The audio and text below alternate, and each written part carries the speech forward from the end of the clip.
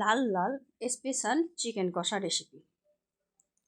দেখেই কিন্তু চিকেন কষা দেখেই জিভে জল চলে আসে।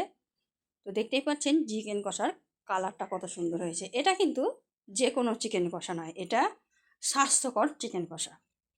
স্বাস্থ্যকর এর কারণ হচ্ছে এটা একদম বিনা তেলে তৈরি।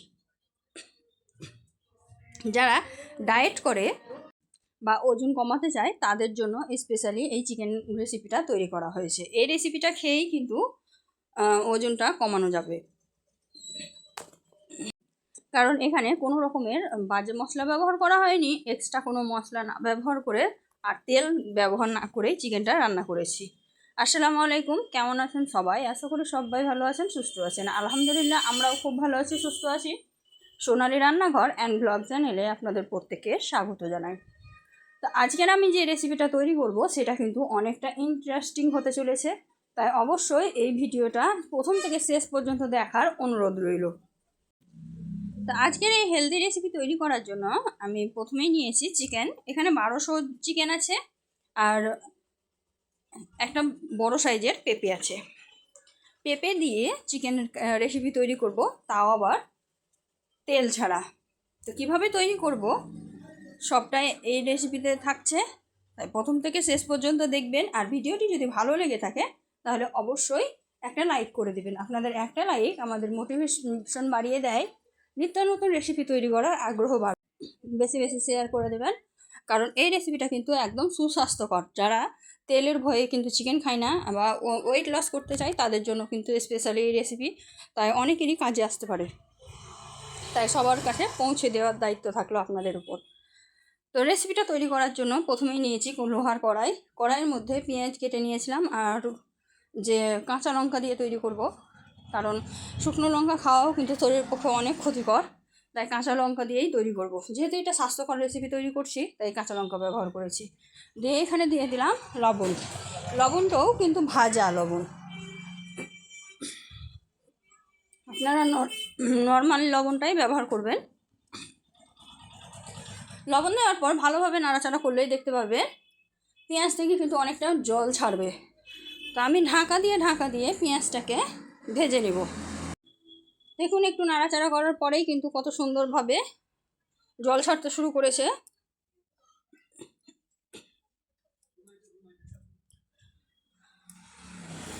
ভালোভাবে নাড়াচাড়া করে দিয়ে গ্যাসের আঁচটাকে একটু হালকা করে দিতে হবে, তারপরেই ঢাকা দিয়ে দিতে হবে।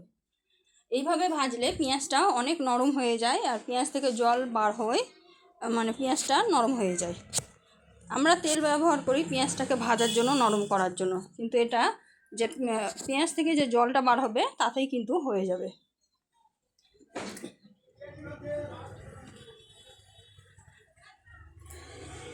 দেখুন একটু একটু নাড়াচাড়া করেছি, তাতেই কিন্তু তলায় জল বার হতে শুরু করে দিয়েছে। একটু যদি লক্ষ্য করেন তাহলে বুঝতে পারবেন। যেহেতু এটা বিনা তেলে রান্না হচ্ছে তাই একটু ধৈর্য ধরে রান্নাটা করতে হবে। আর পুরো রান্নাটাই কিন্তু হালকা আঁচে হবে, কারণ আঁচটা বাড়িয়ে দিলে কিন্তু পুড়ে যাওয়ার সম্ভাবনা থাকবে। তাই হালকা আঁচেই পুরো রান্নাটা করবেন। দেখুন ঢাকাটা তুলে দিলাম, পেঁয়াজের কালারটা চেঞ্জ হয়ে গেছে, কারণ এটা নরম হয়ে গেছে আর পেঁয়াজটা প্রায় সিদ্ধ হয়ে গেছে। নাড়াচাড়া করে দিলাম, নাড়াচাড়া করে দিয়ে এখন আমি এখানে সামান্য পরিমাণে জল ব্যবহার করব। জল দিয়েই কিন্তু মশলাটা সুন্দরভাবে কষিয়ে নিব। তেলের কাজটা জলেই করবে। এই যে জল দিয়ে দিলাম।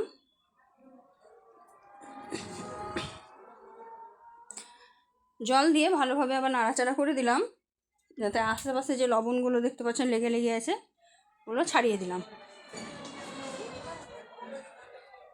এখন আমি এখানে মশলা ব্যবহার করব। মশলা আদা রসুনের পেস্ট, যা যা লাগে চিকেন কষাতে তাই দেব। জলটা দেওয়া আছে, জলের মধ্যে দিয়ে দিলাম 2 চামচ পরিমাণে আদা রসুনের পেস্ট। যেহেতু 1200 ওজনের চিকেন আছে তাই 2 চামচ যথেষ্ট। দিয়ে ভালোভাবে পেঁয়াজের সঙ্গে মিক্সড করে দেব নাড়াচাড়া করে। আমি যে প্রসেসে রান্নাটা করছি সেই প্রসেসে যদি রান্না করেন তাহলে মশলার কোনো রকমের খারাপ স্মেল থাকবে না, খেতেও ভালো লাগবে আর স্বাস্থ্যের জন্য অনেক উপকারও হবে।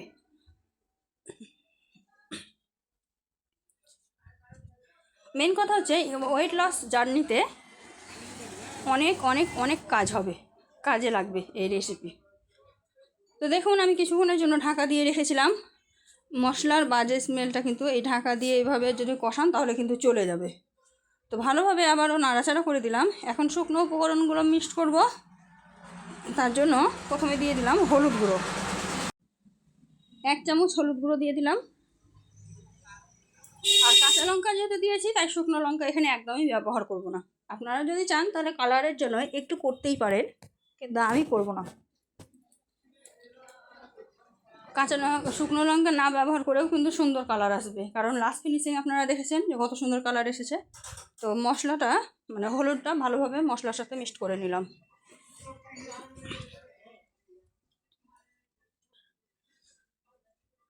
এখন আমি এর মধ্যে অ্যাড করব হচ্ছে দারচিনি, এলাচ, গোটা জিরা আর গোলমরিচের একটা সুন্দর ঝাল থাকে, ঝাল স্বাদ, ওই স্বাদটা কিন্তু খুব ভালো লাগবে এই রেসিপিতে। এখন দিয়ে দিব জিরা ধনিয়ার পাউডার 1 চা চামচ মতো দিয়ে সবগুলো মশলাকে আমি ভালোভাবে কষিয়ে নেব। মশলাগুলো ভালোভাবে আমি মিক্সড করে দিচ্ছি, দেখতেই পাচ্ছেন। এখন আমি এখানে আরও সামান্য একটু জল অ্যাড করব, যাতে মশলাগুলো পুড়ে না যায়। মশলাগুলো পুড়লে চলবে না, মশলাগুলো পুড়লে কিন্তু একটা বাজে স্মেল আসবে। তাই লক্ষ্য রাখতে হবে মশলা যাতে না পুড়ে।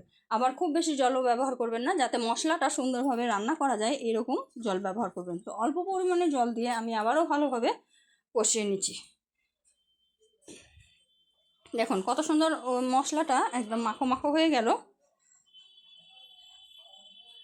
এখন আমি এতে মাংসটা অ্যাড করে দেবো, কারণ হচ্ছে মাংসর গায়ে কিন্তু আছে, চামড়া আছে, চামড়াতে অনেক চর্বি থাকে। তো ওই চর্বিটা যখন গলবে তখন কিন্তু মাংসর মশলাটা খুব সুন্দর কষা হবে, আর মাংসটা তার সঙ্গে সুন্দরভাবে কষা হয়ে যাবে। তাই মাংসটা আগে থেকে ধুয়ে পরিষ্কার করে রেখে দিয়েছিলাম, এখন আমি দিয়ে দিব মশলাতে। তো মশলার মধ্যে আমি দিয়ে দিলাম, দেখুন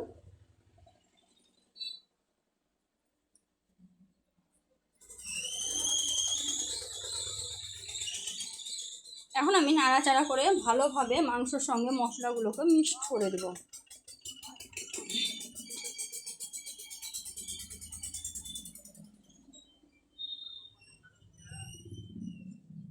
ভালোভাবে নাড়াচাড়া করে আমি মশলার সঙ্গে মিক্সড করে দিচ্ছি। দেখুন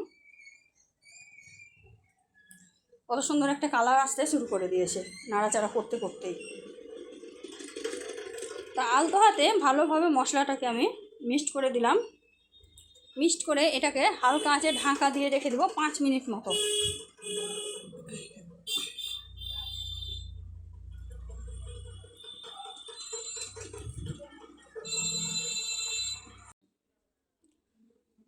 মশলাটা সুন্দরভাবে মাখো মাখো হয়ে গেল। এখন মাংসগুলোকে এক জায়গায় করে দিয়ে ঢাকা দিয়ে 5 মিনিট মতো রেখে দেব। 5 মিনিট মতো আমি রেখে দিয়েছিলাম। তারপরে দেখুন কত সুন্দর জল বার হতে শুরু করে দিয়েছে। মাংস থেকে অনেক জল বার হবে, তাই এক্সট্রা কোনো জল এখন দিতে হবে না। জল না দিয়েই ভালোভাবে কষিয়ে নিতে হবে। দেখুন কালারটা সুন্দর আসতে শুরু করে দিয়েছে।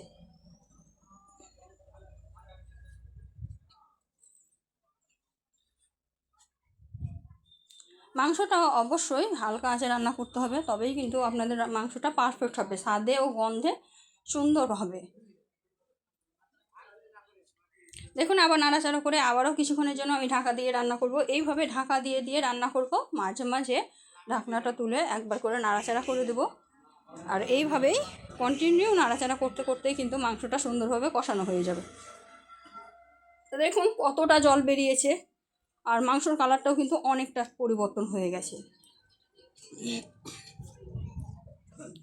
আবারও মাংসটাকে সুন্দরভাবে নাড়াচাড়া করে দেবো। মাংসটা যে অর্ধেক সিদ্ধ হয়ে গেছে, মানে অর্ধেক কষানো হয়ে গেছে, তাই একটু নাড়াচাড়া করে দিয়ে এখন এর মধ্যে পেঁপে অ্যাড করে দেব, কারণ পেঁপেটা সিদ্ধ হতেও সময় লাগবে, তাই পেঁপেটাকেও অ্যাড করে দেব।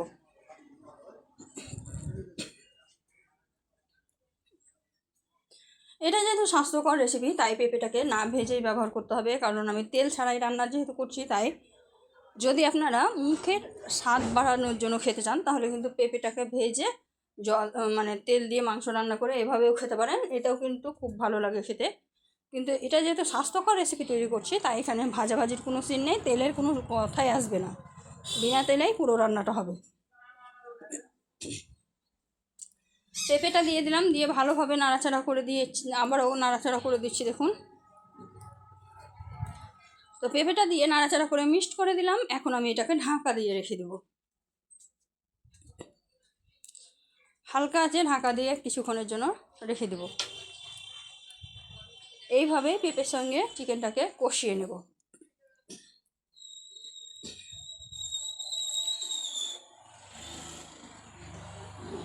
দেখুন কতটা জল ছেড়েছে, পেঁপে থেকে অনেকটা জল ছেড়েছে, আর কতটা তেল ছেড়েছে দেখুন, চিকেনের গা থেকে কতটা তেল ছেড়েছে, ওপরে তেল ভাসতে শুরু করে দিয়েছে। আর এই যে তেল ছেড়েছে আর জল ছেড়েছে, এই তেল জল দিয়েই কিন্তু রান্নাটা খুব সুন্দরভাবে কমপ্লিট হবে।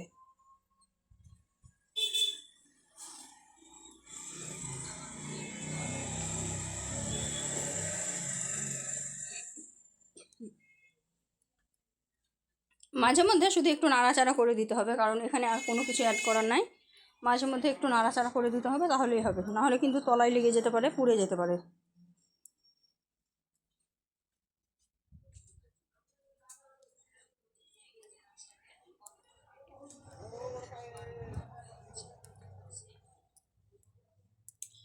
দেখুন নাড়াচাড়া করে আমি আবারও ঢাকা দিয়ে দিব, কিন্তু পাশে যে জল বেরিয়েছে কতটা, তেল বেরিয়েছে কতটা, সেটা দেখার জন্য আমি একটু ঢাকায় রেখে দেখালাম। এই যে ঢাকা দিয়ে দিলাম আবারও।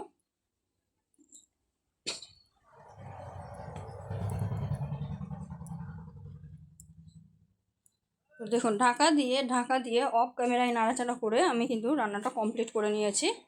একদম হালকা আছে ঢাকা দিয়ে নাড়াচাড়া করে সুন্দরভাবে রান্না করে নিয়েছি। পেঁপেটাও খুব সুন্দরভাবে সিদ্ধ হয়ে গেছে, মাংসগুলোও সিদ্ধ হয়ে গেছে, আর একটু ঝোল ঝোল আছে দেখুন, জলটা আছে। এই জলটা যদি আপনারা চান তাহলে কিন্তু শুকিয়ে নিতে পারেন। আমি কিন্তু এটা খুব বেশি শুকনো শুকনো করব না, কারণ এই একটা রেসিপি দিয়েই কিন্তু আমি ভাতটা কমপ্লিট করব খাওয়া দাওয়া। আর যেহেতু খুব বেশি ভাতও খাবো না, ডায়েট চলছে, তাই এই রেসিপিটা করার মেন উদ্দেশ্য হচ্ছে পেঁপে আর চিকেন খেয়েই পেটটা ভরতে হবে আর ওজনটা কমাতে হবে। তো ওপর থেকে এখন আমি ধনিয়া পাতা ছড়িয়ে দিলাম। ধনিয়া পাতা ছড়িয়ে দিয়ে বন্ধ করে রেস্টে রেখে দেবো কিছুক্ষণের জন্য, আর জাল দিব না। তো গ্যাসটা বন্ধ করে কিছুক্ষণের জন্য রেখে দিয়েছিলাম। দেখুন কত সুন্দর হয়েছে, চিকেনের কালারটা দেখুন একবার। এটা দেখে কোনো দিক থেকেই কম সুস্বাদু মনে হবে না, আর এটা দেখে কেউ বিশ্বাসই করবে না যে এটা বিনা তেলে রান্না করেছি। তো বন্ধুরা, আজকের রেসিপিটা আশা করছি আপনাদের কাছে অনেক অনেক ভালো লাগবে, আর অনেক কাজের একটা রেসিপি। তাই রেসিপিটা যদি ভালো লেগে থাকে অবশ্যই লাইক শেয়ার কমেন্ট করতে ভুলবেন না, আর কেমন লাগলো সেটাও কিন্তু কমেন্টে জানাবেন। তো রান্নাটা যেহেতু কমপ্লিট হয়ে গেছে, এখন আমি একটা পাত্রে পরিবেশন করে দেখাবো। এই যে একটা পাত্র নিয়েছি, পাত্রের মধ্যে দিয়ে দিচ্ছি, দেখুন কত সুন্দর লাগছে। এই রেসিপিটা কিন্তু শুধু মুখেও খেতে অসাধারণ লাগবে, আর ভাত রুটি মুড়ি সবার সঙ্গেই কিন্তু খাওয়া যাবে। এই যে প্রত্যেকটা মাংস এত সুন্দর সিদ্ধ হয়েছে, আর পেঁপেটাও খুব সুন্দরভাবে সিদ্ধ হয়েছে, আর ভিতরে কিন্তু মশলা খুব সুন্দরভাবে ঢুকেছে। আমার তো খুব ভালো লেগেছিল, আশা করব আপনারাও একবার ট্রাই করবেন। আর যদি ভালো লেগে থাকে লাইক শেয়ার কমেন্ট করতে ভুলবেন না। তো আজকের ভিডিওটা এই পর্যন্ত, দেখা হবে এই ধরনেরই আরও নিত্য নতুন রেসিপি নিয়ে পরবর্তী ভিডিওতে। ততক্ষণ সবাই ভালো থাকবেন, সুস্থ থাকবেন, আর আমার জন্য একটু সবাই দোয়া করবেন। এই যে পেঁপেটা আমি ভেঙে দেখিয়ে দিচ্ছি, কত সুন্দর সিদ্ধ হয়েছে না।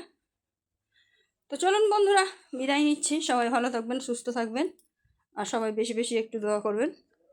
খোদা হাফিজ।